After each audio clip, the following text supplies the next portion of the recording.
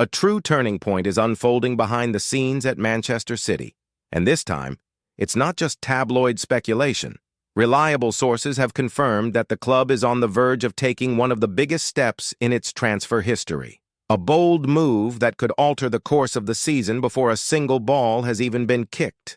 Yes, we're talking about an astronomical bid that has shaken the entire Premier League. City have put a staggering $170 million on the table to try to lure away one of the most influential players in modern English football from a rival club. It's a move that not only pushes financial boundaries but also reignites the club's ambition to reclaim national and continental dominance after a difficult year. Last season left its mark. There were 17 defeats in all competitions, an unthinkable number for a squad managed by Pep Guardiola.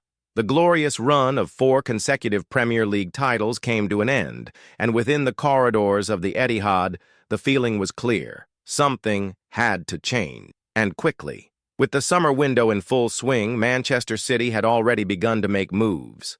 New talents such as Ryan Cherki, Johnny Renders, Ryan Ait-Nouri, and Said Benrahma had already arrived at the club, each with a clearly defined role in Guardiola's system. But one blockbuster signing was still missing, the kind that makes the world stop and take notice. Meanwhile, other European giants were going all in on the market. Liverpool, for example, surpassed the $280 million mark in signings, bringing in names like Florian Wirtz and Jeremy Frimpong. And rumor has it they're still willing to pay over $160 million for Newcastle's Alexander Isak. But City weren't sitting idle. According to sources from the Spanish press, Manchester City officials are prepared to pay $170 million to bring Cole Palmer back to the Etihad Stadium. That's right. The same youngster who rose through City's academy ranks and was sold to Chelsea for $42.5 million 2 summers ago could be on his way back. This move has sparked deep reflection within the club. Did City make one of their rare major errors by letting Palmer go? Since his transfer, Cole Palmer has developed impressively. He has been directly involved in 57 goals over his last 89 appearances, surpassing even top-tier strikers like Alexander Isak. Only Mohamed Salah and Erling Haaland have contributed to more goals during that period. The numbers speak for themselves. And if we imagine a potential Palmer-Haaland partnership, Manchester City's attacking power could reach frightening levels. It would be the perfect blend of Palmer's refined creativity with Haaland's lethal finishing. A nightmare for any defensive system. But the lingering question remains. Is it worth breaking the world transfer record to re-sign a homegrown player? Or has Palmer's time at City already passed for good? As fans, pundits, and even former players debate this, another negotiation is quietly unfolding behind the scenes at the Etihad, the future of Claudio Echeverri, the young Argentine talent who stood out at the FIFA Club World Cup, is now on Roma's radar. According to reports from Italy, a loan deal between the two clubs is practically sealed. Wages, personal terms, and the contract duration have all been agreed. All that remains is Pep Guardiola's green light. Echeverri made an impression when given his chance. He scored a stunning free-kick goal against Al Ahly, displaying both bravery and quality on a major stage. Bernardo Silva didn't hold back in his praise. He called the youngster a number 10 with a warrior's soul, highlighting his intensity, skill, and unwavering determination. With a squad so stacked in midfield and attack, keeping Echeverri this season could significantly limit his game time, which is precisely why the loan to Roma appears to be a strategic move. There, he would have minutes, responsibility, and an ideal environment to continue developing. The fan base, however, is divided. Many believe he should be tested at City, particularly in less decisive fixtures. Others see the international experience as beneficial, helping him return more mature and better prepared. And while some leave temporarily, others might depart for good. That seems to be the case for center-back Callum Doyle, only 21 years old. Manchester City have valued him at $10 million, and several clubs have already shown serious interest in signing him.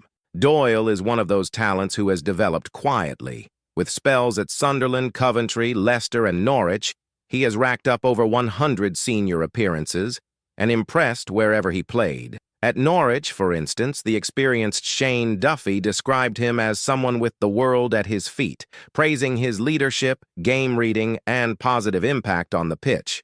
Still, City appear ready to let him go. A $6.5 million bid from Hoffenheim was promptly rejected.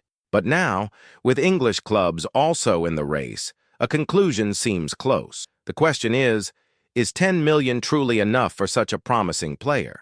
These backstage moves reflect a clear directive within the club: streamline the squad for the 2025-26 season. Guardiola has made it clear he does not want an overly large squad, and for that reason, some painful cuts are inevitable. This restructuring has also reached the goalkeeper position. City have re-signed James Trafford, increasing the competition between Ederson and Stefan Ortega. And here comes one of the summer's most controversial decisions. All indications are that Ederson is the one chosen to stay. Despite rumors of physical decline and inconsistent performances, Ederson has a legacy at the club, a contract running until 2026, and still commands respect among fans. Galatasaray have made a bid, and Saudi clubs have also shown interest, but none of the offers met City's expectations. Meanwhile, Stefan Ortega, consistently praised for his solid performances and even seen as a threat to Ederson's starting spot, may be on his way out. 3 Premier League clubs have already inquired about him, with West Ham emerging as the most likely destination, especially after Fabianski's departure. Ortega is looking for minutes, recognition, and regular playing time, something he may not get at the Etihad this season. That's why a move seems increasingly likely. But many fans disagree with this decision, believing Ortega should be kept as the number 1 and Ederson should be released. And now the ball is in your court, City fans. Which of Manchester City's decisions do you agree with the most, and which one do you think could have serious consequences for the future of the team? It's impossible to talk about the future without first understanding the signs of the present. And what's happening behind the scenes at Manchester City right now is far more than just another transfer window shuffle. It's a reflection of strategic decisions, bold bets, and the lessons the club seems to have learned from its own past mistakes. In this period of transition, one of the most talked about subjects on social media is, without doubt, the Cole Palmer situation. When he left City for $42.5 million, many believed it was a smart sale. After all, he hadn't fully established himself in the first team, and Chelsea had put forward a considerable sum for someone who wasn't a guaranteed starter. But time has shown that Palmer had much more to offer than many anticipated. His numbers, his growth, his confidence, all have skyrocketed in meteoric fashion. Today, he's a key attacking figure at Chelsea, the type of player who can turn a dull match into a win with one moment of brilliance. And that, let's be honest, is exactly the kind of player Manchester City has always valued. Now, the idea of spending $170 million to bring him back feels like an unspoken apology. A move to correct a decision that, in the eyes of many fans, is beginning to look like one of the rare misjudgments by the club's board. After all, how often has City seen a homegrown talent shine brighter away from the Etihad than within it? At the same time, this potential signing raises other important questions. How would Palmer's return affect the attacking rotation? There's Haaland, Foden, Doku, Alvarez, Cherki, and Benrahma. Would Guardiola be willing to let someone go to make space for the former academy star? Or are we heading into a season with an overloaded squad despite all the recent efforts to streamline? This is where Pep Guardiola becomes the central figure. The Catalan coach isn't just a manager, he's the architect of City's identity in recent years. And for him, every player must understand their tactical role and responsibility within the system. Palmer's return will only make sense if it's part of a well-structured plan. Otherwise, the risk is repeating recent missteps, expensive signings that failed to deliver. And while Palmer is treated as a key piece for the immediate future, City is also thinking long-term. Claudio Echeverri represents this vision clearly. He's not someone expected to solve problems now, but rather an investment for tomorrow. If his loan to Roma is confirmed, it'll be further proof that the club is planning for 2026 and 2027, seasons that will require gradual and deliberate renewal. The movement of young talents ties directly into the club's current philosophy: Take Callum Doyle, for example. His sale, though painful for some fans, highlights the type of rational decision-making that prevails internally. If a player has no immediate space and there's a market for him, the sale becomes inevitable, especially when the fee is around $10 million, a decent sum for someone who never regularly featured in the senior team. And Doyle is no ordinary name. His journey through the youth ranks was marked by consistency, growth, and leadership. He's the type of player who thrives in the right environment, absorbing experience and turning it into performance. His departure may make sense financially and strategically, but it also carries emotional weight for those closely following the club. Within this process, there's a constant balance City aims to maintain, keeping a squad filled with world-class talent without stifling the growth of emerging prospects. It's a common dilemma among Europe's elite clubs, but one that demands cold and often unpopular decisions. And speaking of controversial decisions, we return to the Ederson versus Ortega debate. What's at stake here isn't just who will be the starting goalkeeper next season, it's about identity, trust, and legacy. Ederson, with his unmistakable style, revolutionized the way goalkeepers participate in building play. His pinpoint passing, composure under pressure, and ability to launch attacks, all of this shaped City's style of football. But football doesn't live in the past, and Ortega, always dependable when called upon, has earned the fans' respect. He's shown security, bravery, and an exemplary mindset. Many now see him as the more complete option, less flashy perhaps, but more functional. Ortega's exit could be more symbolic than it seems. It might signal a return to a more familiar, perhaps outdated model that no longer reflects the cutting edge. On the other hand, keeping Ederson could be viewed as an emotional choice, more linked to his history than his current performance. This is the kind of dilemma that makes football so fascinating, because at its core, it's not just about numbers, statistics, or market values. It's about stories, journeys, identity. Every player coming in or out of the club carries a piece of Manchester City's soul, and every supporter feels that deeply. And at this moment of such intense change, one question hangs heavy in the air. Is City rebuilding or simply patching things up? On the one hand, we see signings like Cherki and Ait Nouri, clear bets on youth and technical ability. On the other, players are being sold before ever being truly tested. There's a push to bring Palmer back for an astronomical fee. Yet moves are also being made to offload Ortega and Doyle for modest sums. The strategy seems clear, but results are still missing. And in football, as we know, time is a cruel enemy when there are no immediate victories. So the invitation remains for you, the fan, to keep watching every move closely. Because what we're witnessing now is more than just another transfer window.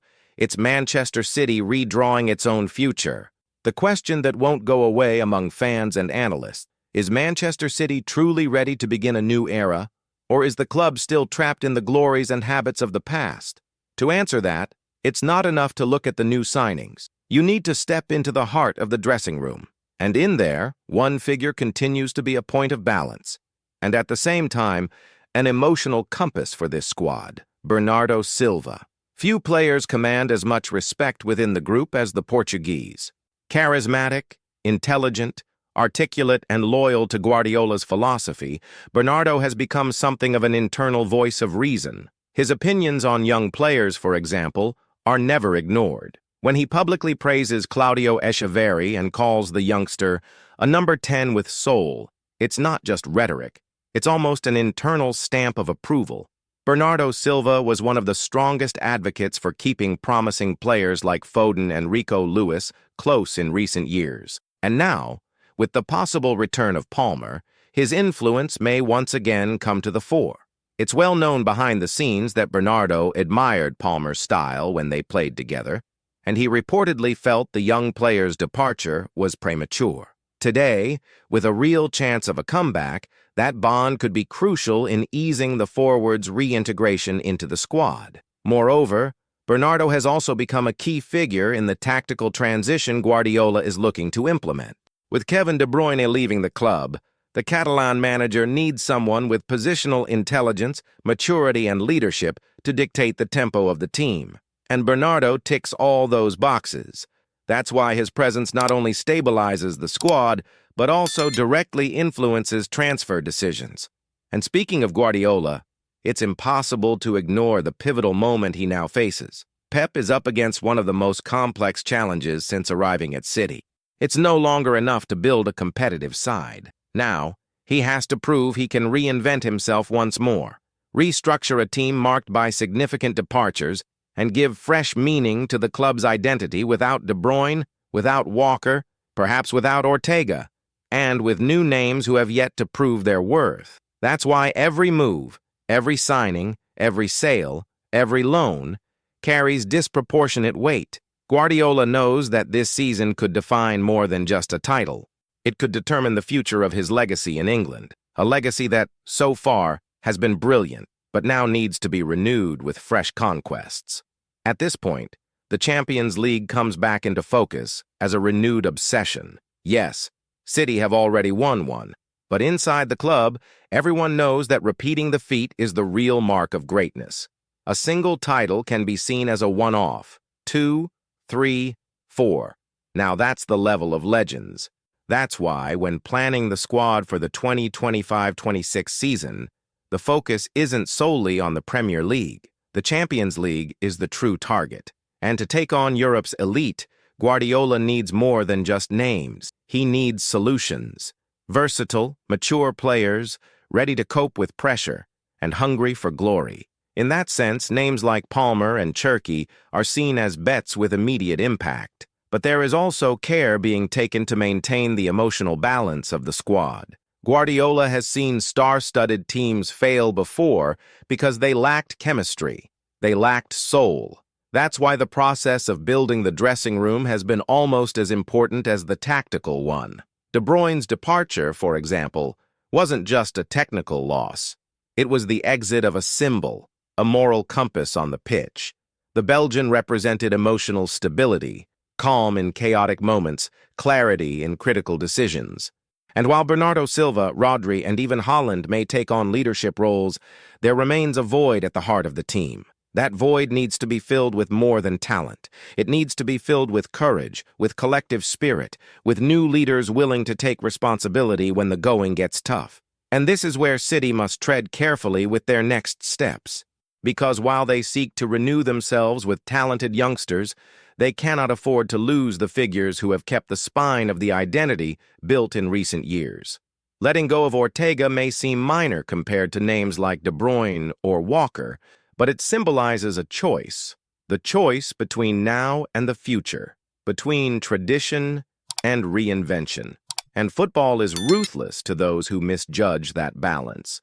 At the same time, the external landscape is anything but easy. Teams like Arsenal, Liverpool, Real Madrid, and even Bayern Munich are heavily reinforcing their squads, all with the same goal, to dethrone Manchester City, or at the very least, stop them from reclaiming the top with ease. That's why the margin for error is virtually non-existent. Any signing that doesn't deliver immediate results will be scrutinized. Any young player who doesn't develop fast enough will be questioned. And any poorly calculated decision could cost a title that once seemed secure. The pressure is real, but it's also true that City have never been under such intense observation. The world wants to see if Guardiola still has new tricks up his sleeve. They want to know if Haaland will continue to be the goal machine we all know. They want to understand whether City are still the team to beat or just another club trying to keep its past glory alive. And you, supporter, are you ready for this new chapter?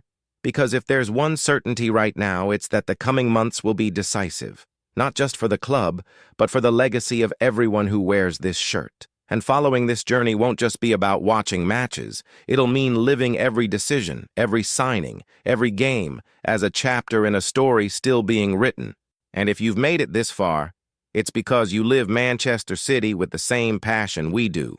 Every bit of news, every behind-the-scenes twist, every dramatic turn. So you already know what to do, right?